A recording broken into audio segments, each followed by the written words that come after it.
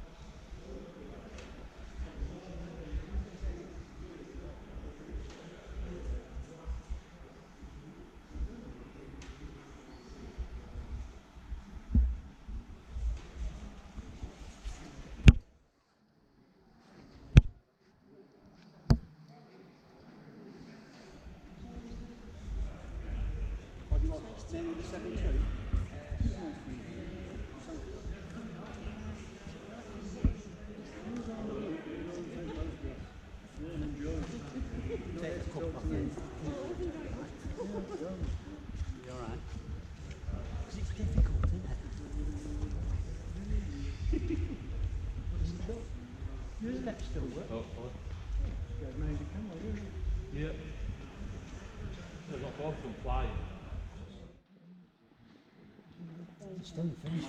Just need to move it back up. Yeah, just a little bit. Right, okay, so they, so this you guys put together, and I need 2 more really to go with you. So I'm going to put Matthew and Enda. Yeah. Do you want to go these gentlemen? I'll give it a go. Okay. Those that haven't mentioned yet, if you stay together, they should tie with you. For our records, can you just all have a photograph together? It'd be very nice to mark the Just remember occasion. your roots, I'm never going to remember what I said.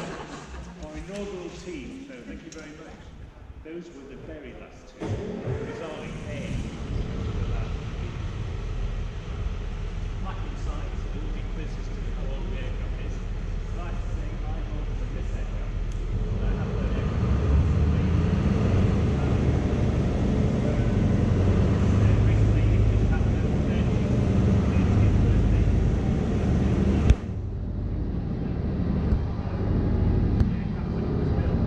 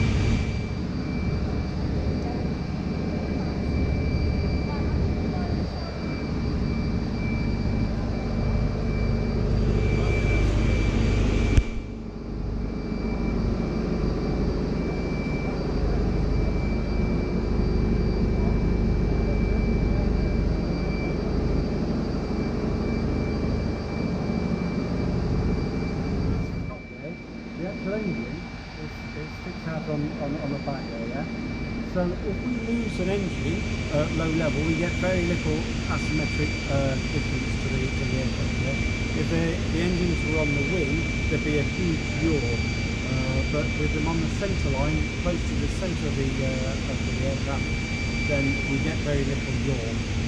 The other reason they were chosen was because of these pod engines. Yeah? These pod engines are from the MD-80 aircraft. Okay, so it's been re-engined with MD-80 aircraft engines.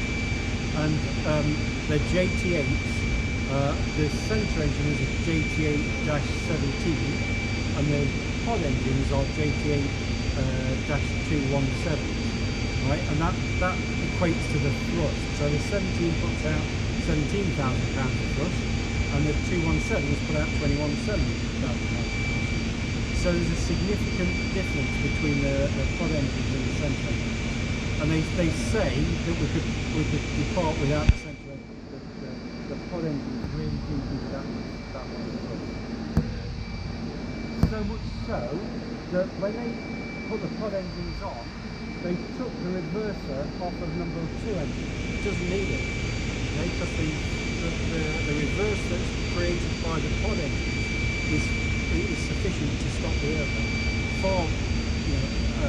far in excess of what's actually needed to stop the airplane. And we have to physically slow the thing down, otherwise it'll push through its altitude. It is like a rocket, it does really go. Other reasons for having this particular airplane is that there's a lot of them around. Right? The 727 comes to the end of its natural life as a freighter, maybe. There's still some freighters sticking around, but it certainly came to the end of its life as a passenger ship. So now was the time to buy those airplanes up, and there's lots of spares available. This was the 727 range is. I don't think it is anymore. It used to be the most populated airplane. Now the 73s has become but there were thousands of these airplanes built, and so the source of spares is quite what's the fatigue like? They're very low hours. So if you were to take an airplane that works for Ryanair maybe and take that a year of that. We've got our favourite destinations. We like to go to Cockpit, Dublin, we've been to Ostend and all sorts of places. So on the continent, but on the near continent, it's going to go to Brest in the end of May. And that's just to give the crews the experience of working with a different airport. Because we could quite happily sit here for the next 10 years and never be deployed, and you lose the skills. So we let the pilots go off and play, and we have a good time as well. Don't get me wrong, we have a night stop in it, we will have a good time in town, but it really is there for practicing the system, making sure that the pilots know how to like using, talking to air traffic controllers that using their language, things like that. So it's a good experience. It all depends on how much fuel and how much fluid we put on. But if we leave the fluid here, we can get the fluid things sort of cycle. And then we refill the cycles, and then in that same day when we get down to the rate. So in a day we can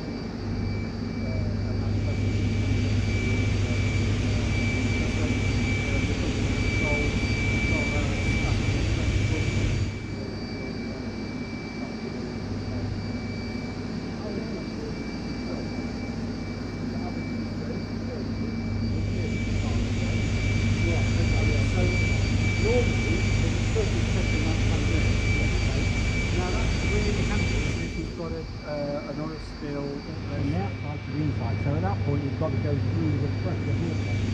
And that when you go through the pressure vortex, it's a flat door. So it made it easy for us to puncture that door to get the fluid through the top. Because most airplanes at the back of there have got a honeycomb vortex. This one's got a flat one. So it's really easy to go through. And we'll open the door in a second and have a look how it looks.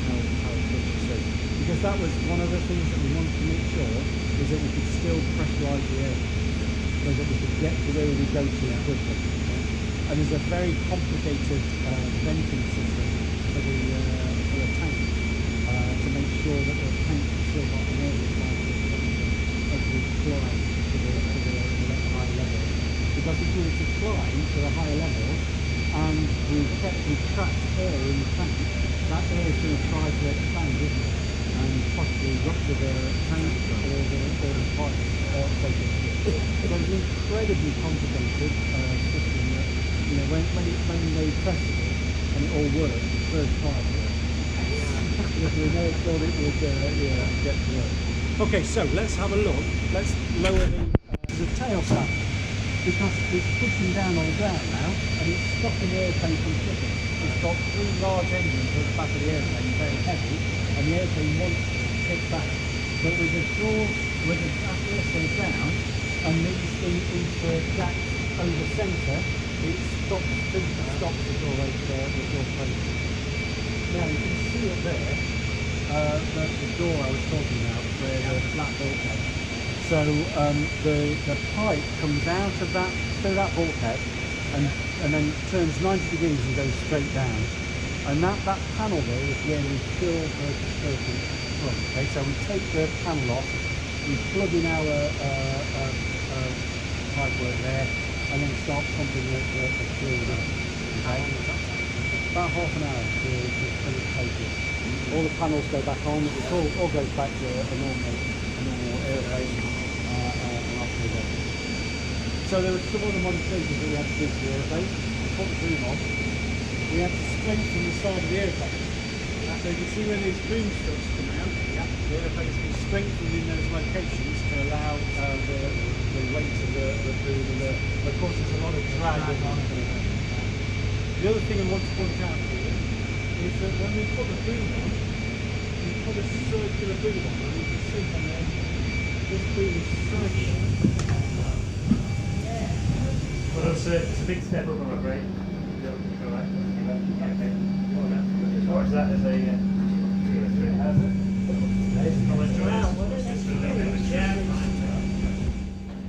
Right, well, welcome on board. Thank you. Generally, the first people walk in and look at it and say, well, you need to do something about the wallpaper. That's right. No decorator would be sold will be happy with this. But this is what a cargo aircraft looks like. There's no passengers to worry about, no windows. Although interesting enough, you can see outside when we're at 36,000 feet. It's quite disturbing. If you walk back here, it's quite noisy, obviously. And if you look at the gap, you can actually see a gap. And the aircraft is overpressurized, so the pressure is just pushing that out all the time. There's no threat or anything. And they're designed that way. Okay, so what are we looking at? This is TERSUS. This is our cleaning system for the sea. It's 7 tanks, and then right at the back you just see the outline of the one that looks slightly different. That's called a pump pallet, and that's where those 3 gantries come down. That's where the compressed air goes into the pump pallet, and the compressed air is held in this tank at the front, which is where we hold a little flying bomb. This is 100 psi. In fact, what pressure is it at the moment? You're asking me. Yeah, 75. Yeah. So it needs a bit of a charge. Yeah. We fly it with 100 psi, and the reason we do that, if you didn't pick up in the brief, is that when we went for certification for this flammable fluid, we have to make sure that the valves that operate close to the fluid are not electrically powered. Right. And if you don't power them electrically, you've only got 2 other options. You've got pneumatics or hydraulics. Hydraulics is a very messy system, and it actually is a flammable fluid in itself. So rather than compound the problem, we decided that the solution, after we looked at our diesel engine and couldn't find one at the right cost, the solution would be a compressed air receiver. So this is the car compressed air receiver. We charge it with a pipe system, well, like you can buy from Exchange and Mark, and yeah, pump, not quite. And then we charge it to 100 psi, and that will last us for the duration of our flight. In fact, actually, we'll do about 2 or 3 reloads of the system itself. Each tank's got 2,000 litres of dispersant in, and each of the gantry, this gantry feeds the compressed air into a gantry in the overhead panels, which comes down into each tank. On the left-hand side, the red and grey high pitch, that's the venting of the tank. Now some people think, wouldn't it be a good idea if we pressurise the tanks to push the fluid out? But actually the complexity of doing that, and of course the difficulty then of climbing the whole system up to 36,000 feet, made that far too much of an engineering challenge. So what we have done is created a very clever system that allows all the tanks to be vented to air at all times. So even if we're transiting at 36,000 feet, or we're dispersing down at 150 feet, the only pressure on and there's no vacuum for the fluid. The system is filled in about 20 minutes from a pump which is at the back and an rear access through the aft air stairs. And one of the beauties of these aircraft, the very first time I flew on a 727, we landed at a place called Bardufoss in northern Norway, and the wind was 65 knots when we landed. I've never landed I wasn't flying, thank goodness, I was just a passenger. But I remember they parked the aircraft into wind, and I thought, well, we're never going to get up because you can't open the doors, the wind's too strong.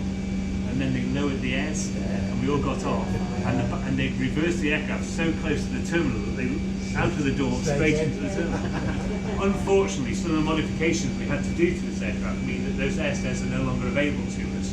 We used the space to house the connector, which is the same as the refueling connector, to load the water or the dispersant. But because of that, we've lost the use of the rear door. And also, I hate to say it, there are only 3 of the flight crew, and you're looking at 1 who can actually get down the side of the That's what I was going to say, if you need to get to the back stairs. I could demonstrate, but I won't do that. But it is funny because the others have to actually go over the hurdles. It's like watching the races. Anyway, so the whole system,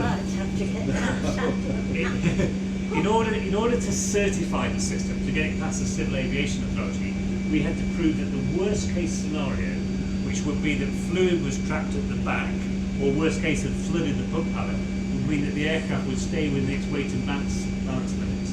The beauty is, because we are filling less than 47% of the internal volume, then we managed to make sure the aircraft stayed in limits by fitting 1 plate. We're still on it, sir. So this is a 4-crew ballast plate. It weighs 320 pounds, and that's the only modification we had to do to the whole of the airframe to ensure that in this very strange situation of offloading fluid as we fly, that the aircraft would stay within its weight and balance limits. Right. Because the worst case scenario, of course, that if you didn't make sure it stayed within its weight and balance, as the fluid went out of the front, the nose would get lighter and lighter and lighter and lighter, and then eventually you would lose control of the aircraft. No problems whatsoever. All we needed was 320 pounds. So it's a very, very clever. And again, that's your own design. That was your own design. They went to, and of course, flight testing as well to make sure. At the front, this web effect, this is called a 9G cargo net. So the cargo that would normally be in here would have been palletized in the ULDs, Universal Load Devices, come in through the large side door, and then they would slide to their stations forward and aft. In order to stop them saying hello to the pilots in case of something like a crash or a rejected takeoff, then all aircraft like this are fitted with a 9G cargo net. It simply means that anything that hits it at 9 times its normal weight, it won't go through, and all these housing ensure that happens. However, I'm going to pose you a question. There is one modification on this 9G cargo net, which we're going to see in a minute. And there might be when you've seen it to try and work out what it's for. I'll show you that in a second. Okay, any questions about the back end of the aircraft before we go and have a look at the business? Extraordinary. Just extraordinary. It is. It's yeah.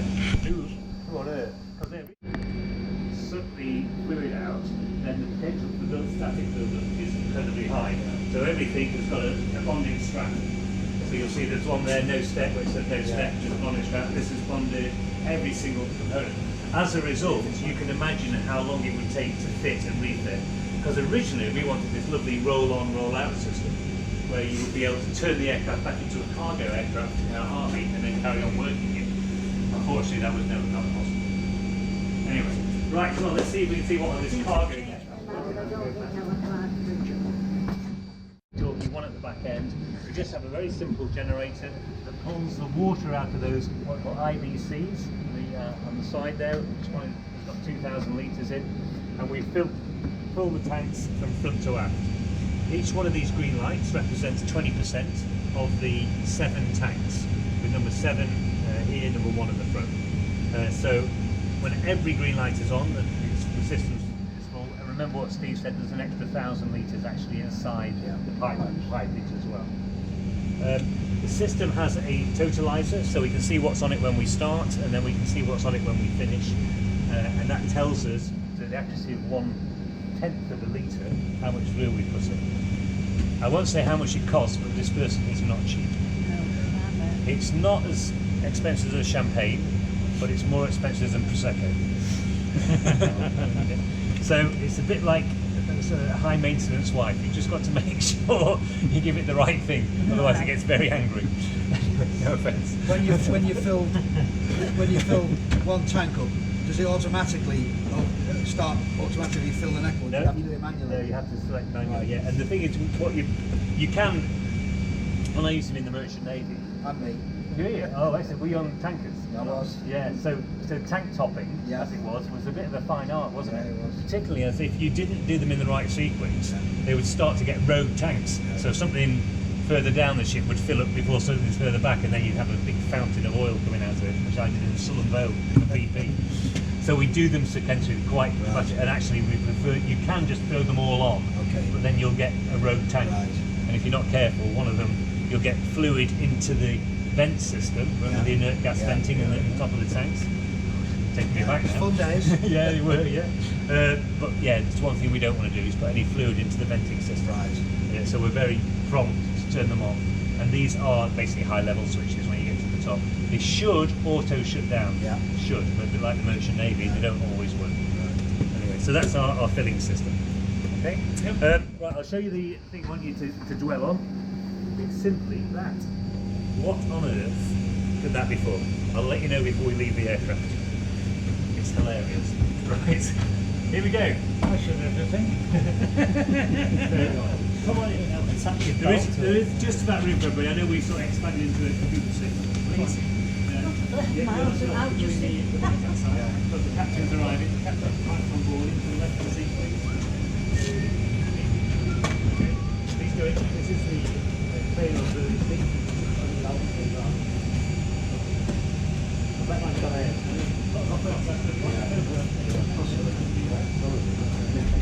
Come on in. Okay. Okay, we'll make sure you get lots of photographs. Don't worry, we'll so come on in if you can. Thank you. I'm going to sit to him. Take my photograph. I'm flying in it. It's a 1984 aircraft, this particular one. So she's a bit older than I thought actually. She's 34 years old. The only modern thing which we had to, or the only thing that we had to specifically modify was to fit the universal nav system. So the UNS-1 and the 2 navigation systems you can see in front of you. Those are the only screens towards the front. We've got a left and right panel for captain and first officer.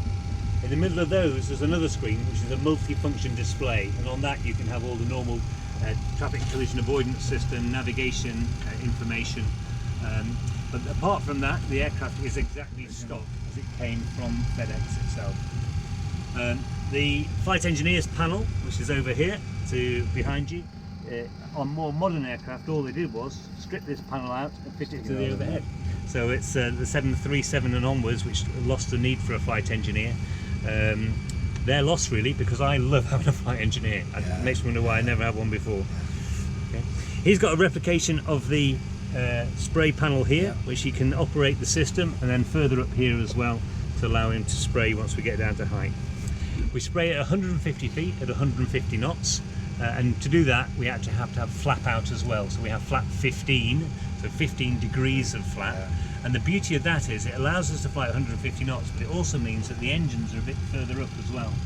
And that means that if we did have worst case scenario, a significant bird strike, and the engines were flat plated, which means basically they've stopped, so they're not windmilling, they're giving you absolutely no thrust, and worse still, they're giving you drag. The power from the single remaining engine, pod engine, will be enough to avoid the aircraft.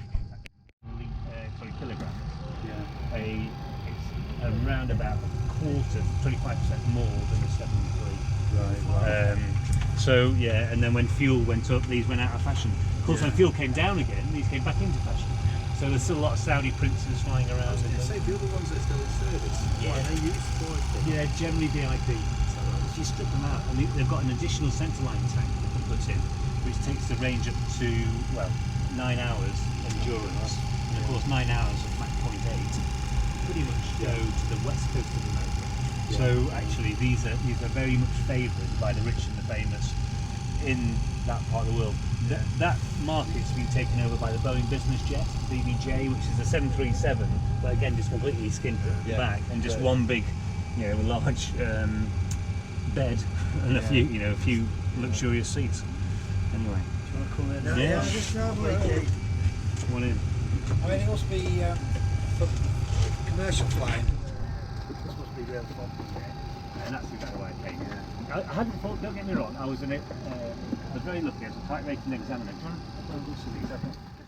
Ideally, you need to do 3 takeoffs and 3 landings in that 90-day period. And that causes some problems because it's expensive to fly. And our client will pay for something, but not all of it. How often do you Right, go I think. Yeah, we've got to go. Sorry, We better go. Come on then. Sorry, it's me catching away. For those who don't know, have we worked out?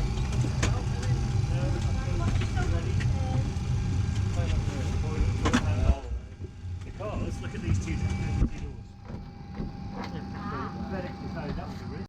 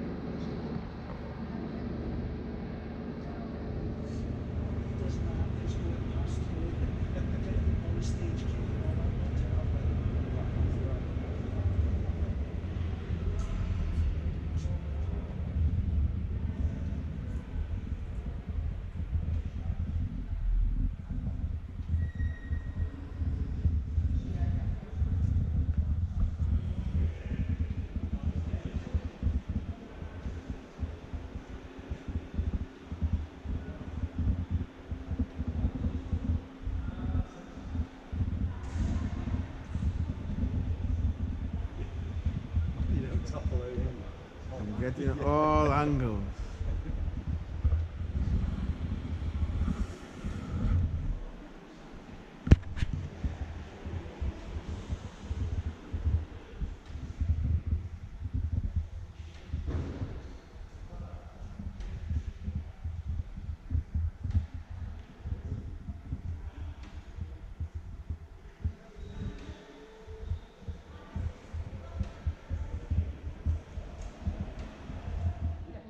You looked at it and you think, right, that was for that seat, that thing,